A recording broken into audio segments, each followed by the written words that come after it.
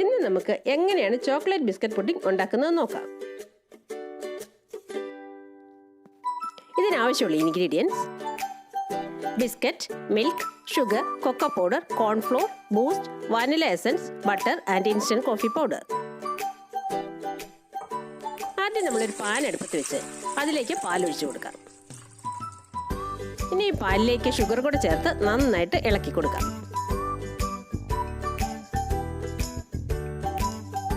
Cocoa പൗഡറിലേക്ക് കുറച്ച് പാല് ചേർത്ത് ഒട്ടും കട്ടയില്ലാതെ ഇളക്കിയെടുക്കാം.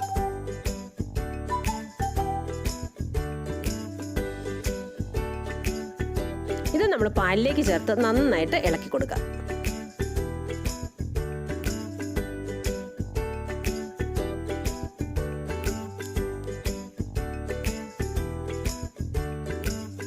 ഇനി നമ്മൾ എടുത്തു വെച്ചിരിക്കുന്ന കോൺഫ്ലോറിലേക്ക് കുറച്ച് പാല് ചേർത്ത് അതും കട്ടയില്ലാതെ ഇളക്കിയെടുക്കാം.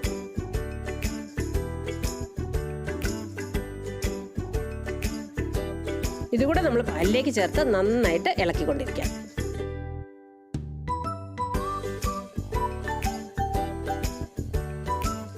ഇനി നമ്മൾ ഇതിലേക്ക് കുറച്ച് ബൂസ്റ്റ് ആഡ് ചെയ്യുന്നുണ്ട്. ഒരു 1.5 സ്പൂൺ ബൂസ്റ്റ് ആണ് ഞാനിവിടെ ആഡ് ചെയ്യുന്നത്. ഇത് ഓപ്ഷണലാണ്.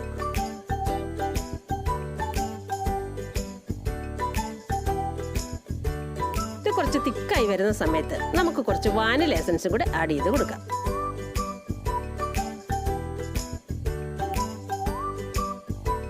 ഇനി ഒരു ഗ്ലോസി എഫക്റ്റ് കിട്ടാണ്ട് നമുക്ക് 1 സ്പൂൺ ബട്ടറും കൂടെ ചേർത്ത് കൊടുക്കാം. അങ്ങനെ നമ്മുടെ ചോക്ലേറ്റ് മിക്സ് ഇവിടെ റെഡി ആയിട്ടുണ്ട്. ഇനി നമ്മൾ പുഡിംഗ് സെറ്റ് ചെയ്യുന്ന ബൗൾ എടുത്ത് അതിലേക്ക് കുറച്ച് ബട്ടർ തേച്ച് നന്നായിട്ട് ഗ്രീസ് ചെയ്തെടുക്കാം. ഇനി നമ്മൾ ഇൻസ്റ്റന്റ് കോഫി പൗഡറിലേക്ക് കുറച്ച് ബോയിൽഡ് വാട്ടർ ചേർത്ത് അത് നമ്മൾക്കൊരു ഇൻസ്റ്റന്റ് കോഫി റെഡിയാക്കി എടുക്കാം.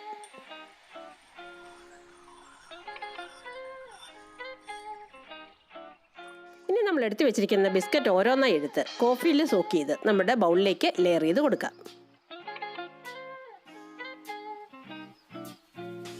ഇങ്ങനെ ലെയർ ചെയ്ത ബിസ്ക്കറ്റിന് മുകളിലേക്ക് നമ്മൾ പ്രിപ്പയർ ചെയ്ത് വെച്ചിരിക്കുന്ന ചോക്ലേറ്റ് മിക്സ് ചേർത്ത് കൊടുക്കാം.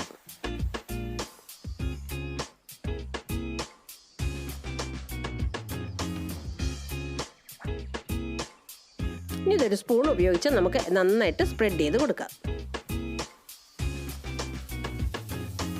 അടുത്ത ലെയർ ബിസ്ക്കറ്റ് നമ്മൾ സോക്ക് ചെയ്യുന്നത് മിൽക്കിലാണ് സോക്ക് ചെയ്യുന്നത്.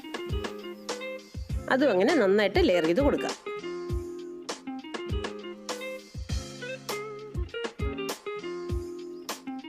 ഇതിന്റെ മുകളിലേക്ക് നമുക്ക് ചോക്ലേറ്റ് മിക്സ് ഒഴിച്ചു കൊടുക്കാം. ഇനി അതും ഒന്ന് നന്നായിട്ട് സ്പ്രെഡ് ചെയ്ത് കൊടുക്കാം. ഇനി അടുത്തത് നമ്മുടെ ഫൈനൽ ലെയർ ആണ്. അത് ഞാൻ കോഫിയിലാണ് ബിസ്ക്കറ്റ് സോക്ക് ചെയ്ത് ലെയർ ചെയ്തത്. ഇനി ഇതിന്റെ ബാക്കിയുള്ള ചോക്ലേറ്റ് മിക്സ് മുഴുവൻ നമുക്ക് ഈ ബിസ്ക്കറ്റിന് മുകളിലേക്ക് ചേർത്ത് കൊടുക്കാം. ഇത് നമ്മുടെ പുഡിങ്ങിന്റെ ടോപ്പ് ലെയർ ആയിട്ട് വരുന്നത് കൊണ്ട് ഇത് ലെവൽ ചെയ്യുമ്പോൾ ശ്രദ്ധിക്കുക, നല്ല സ്മൂത്ത് ആയിട്ട് ഇത് ലെവൽ ചെയ്യുക. ഇനി ഇത് കുറച്ചൊന്ന് ഗാർണിഷ് ചെയ്യാനായിട്ട് നമുക്ക് കുറച്ച് ചോക്ലേറ്റ് ഗ്രേറ്റ് ചെയ്ത് ചേർത്ത് കൊടുക്കാം.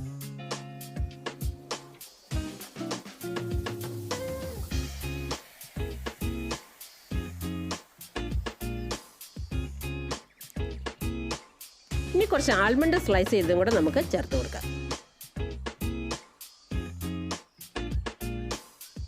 അങ്ങനെ നമ്മുടെ പുഡിംഗ് ഇവിടെ റെഡി ആയിട്ടുണ്ട്. ഇനി ഇത് നമ്മൾ 2 മണിക്കൂർ ഫ്രീസറിൽ വെച്ച് സെറ്റ് ചെയ്യണം. അതിനായിട്ട് നമുക്കിത് നന്നായിട്ടൊന്ന് കവർ ചെയ്തെടുക്കാം. കവർ ചെയ്ത് നമുക്കിത് ഫ്രീസറിലേക്ക് മാറ്റാം. ഇത് 2 മണിക്കൂർ ഫ്രീസറിൽ വെച്ചിട്ട് എടുത്ത പുഡിംഗാണ്. ഇത് നന്നായിട്ട് സെറ്റായിട്ടുണ്ട്.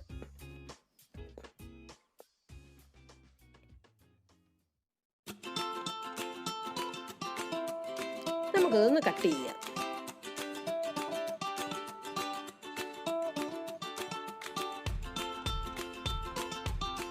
കട്ട് ചെയ്ത പുഡിങ് ഞാനൊരു സെർവിങ് ഡിഷിലേക്ക് മാറ്റിയിട്ടുണ്ട്. ഇത് നല്ല ഈസി ആയിട്ട് എല്ലാവർക്കും പ്രിപ്പയർ ചെയ്യാൻ പറ്റുന്ന ഒരു പുഡിങ്ങാണ്. നിങ്ങൾക്ക് എല്ലാവർക്കും ഈ റെസിപ്പി ഇഷ്ടമായെങ്കിൽ എല്ലാവരും ഇത് വീട്ടിൽ ട്രൈ ചെയ്ത് നോക്കുക. ഇതുപോലെ നല്ല നല്ല റെസിപ്പികൾക്കായി please subscribe salt and pepper.